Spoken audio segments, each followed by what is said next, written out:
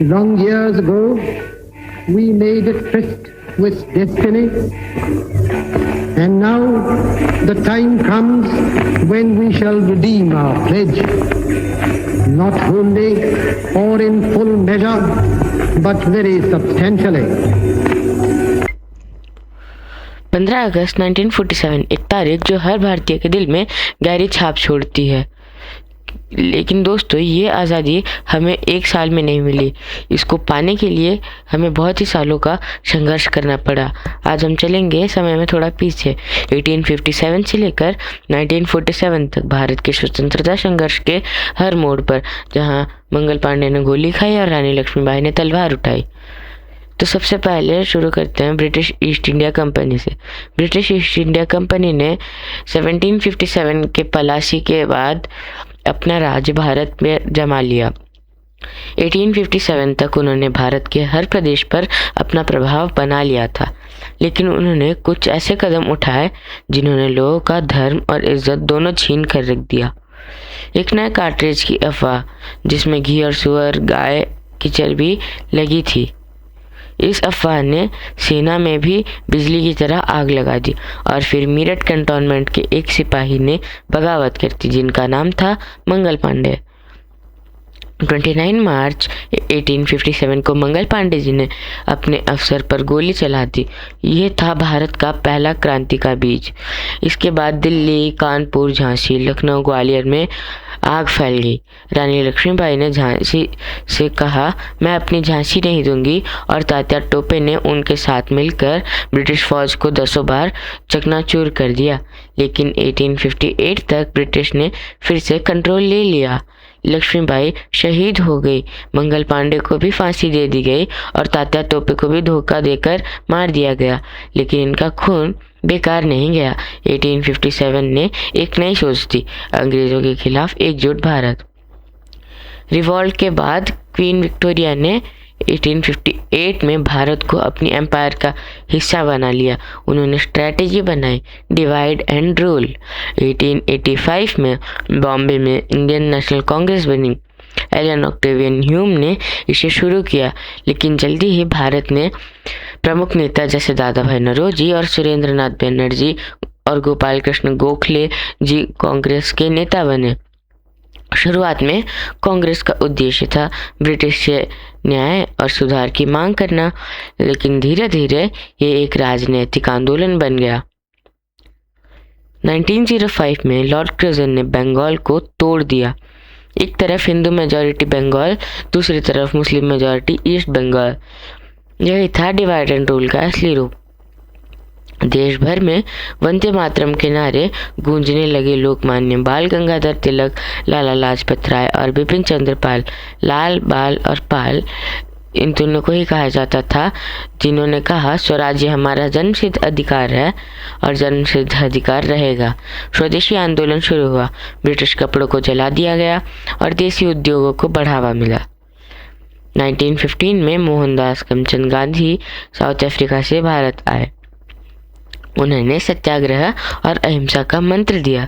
चंपारण, खेड़ा और अहमदाबाद का आंदोलन ने दिखाया कि अहिंसा से भी अंग्रेज झुक सकते हैं। 1919 में जालियांवाला बाग का मैसेकर हुआ, जिसने पूरे देश को हिलाकर रख दिया। जनरल डायर ने गोली चलाने से हजारों से भी ज्यादा लोग शहीद हुए। देश भर में गुस्सा फैल गया था। फिर 1920 में गांधी जी ने नॉन कोऑपरेशन मूवमेंट शुरू किया। लोगों ने सिर्फ ब्रिटिश स्कूल, कपड़े, कोट सब छोड़ दिए। लेकिन चौरी चौरा इंसिडेंट्स 1922 के बाद गांधी जी ने आंदोलन वापस ले लिया। जब गांधी जी का अहिंसा का रास्ता धीरे चला तो कुछ युवाओं ने हथियार उठाए। 1928 में भगत सिंह, सुखदेव और राजगुरु ने सौंडर को गोली मारी, लाला लाजपत राय की मौत का बदला लेने के लिए। फिर 1929 में उन्होंने सेंट्रल असेंबली में इनकलाब जिंदाबाद का नारा लगाया। भगत सिंह ने कहा, revolution is not born of bombs and pistols, it's born of the spirit. फिर उन्होंने 1931 में फांसी दी गई, पर उनका नाम अमर हो गया। चंद्रशेखर आज़ाद जी ने भी कहा, कि मैं आज़ाद था, आज़ाद हूँ और आज़ाद रहूँगा। फिर 1931 में उन्होंने खुद को गोली मारकर अपनी आज़ादी बरकरार रखी। कांग्रेस के अंदर गांधी जी और नेहरू जी के साथ एक और नाम उभर कर आया, नेताजी सुभाष चंद्र बोस का। उन्होंने कहा, आज़ादी भीख से नहीं मिलती है, इसे जीत कर लेनी पड़ती है। फिर 1939 में बोस ने कांग्रेस प्रेसिडेंट बने, लेकिन गांधी जी की सोच से असहमत होकर उन्होंने रिजाइन कर दिया। 1943 में उन्होंने इंडियन नेशनल आर्मी या फिर आज़ाद हिंद फौज बनाई और टोक्यो जाकर आज़ाद हिंद गवर्नमेंट की स्थापना की। उसने कहा, तुम मुझे खून दो और मैं तुम्हें आज़ादी दूंगा। आईएनए ने ब्रिटिश के खिलाफ बर्मा फ्रंट पर लड़ाई की और जय हिंद का नारा दिया। इसके साथ ही एक और धारा उभर रही थी। मुस्लिम लीग के नेता मोहम्मद अली जिन्ना, पहले वो कांग्रेस के सदस्य थे, लेकिन बाद में उन्होंने अलग मुस्लिम आइडेंटिटी में रंजीत शुरू की। 1940 में लाहौर रिवॉल्यूशन के दौरान पाकिस्तान का विचार आया। देश को दो धर्मों के बीच बांटने का योजना बन रहा था। सेकेंड वर्ल्ड वॉर के दौरान ब्रिटिश ने बिना भारत से पूछे भारत को वॉर में जोड़ दिया। गांधी जी ने कहा, करो या तो मरो। फिर 8 अगस्त 1942 ऑल इंडिया कांग्रेस कमेटी ने क्विट इंडिया प्रपोजल पास कर दिया। देश भर में जेल भर गए, नेताओं को बंद कर लिया गया, लेकिन लोगों ने स्वराज्य के लिए संघर्ष जारी रखा। बिजू पटनायक ओडिशा के महान क्रांतिवीर, ब्रिटिश एयरफोर्स में पायलट थे। उन्होंने अपना प्लेन चुपके से इंडोनेशियन फ्रीडम फाइटर्स के लिए चलाया और इनका नाम में मदद की। 1943 से 1945 के दौरान उन्होंने नेताजी सुभाष चंद्र बोस और आईएनए के लिए सीक्रेट मिशंस भी किए। बिजू पटनायक जी ने दिखा दिया, आज़ादी सिर्फ नेताओं की नहीं, हर भारतवासी की है। 1946 के बाद ब्रिटिश साम्राज्य समझ गया कि उनका भारत पर राज संभव नहीं है।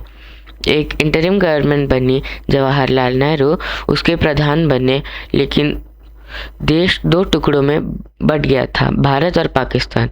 सरदार वल्लभ भाई पटेल जी ने इंडिपेंडेंस के बाद 562 प्रिंसली स्टेट को एक भारत में जोड़ा।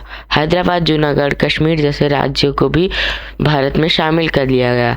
इसलिए उनको आयरन मैन ऑफ इंडिया कहा जाता है और इसलिए गुजरात में स्टैचू ऑफ यूनिटी बनाई गई।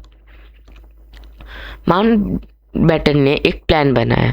उसके तहत 15 अगस्त 1947 को भारत आज़ाद हुआ, पर यह आज़ादी खून से लिखी गई थी। पार्टीशन के दौरान लाखों लोग भी मारे गए, करोड़ों लोगों को अपने घर छोड़ने पड़े। जवाहरलाल नेहरू ने कहा, long year ago we made a trust with destiny and now the time comes when we shall redeem our pledge.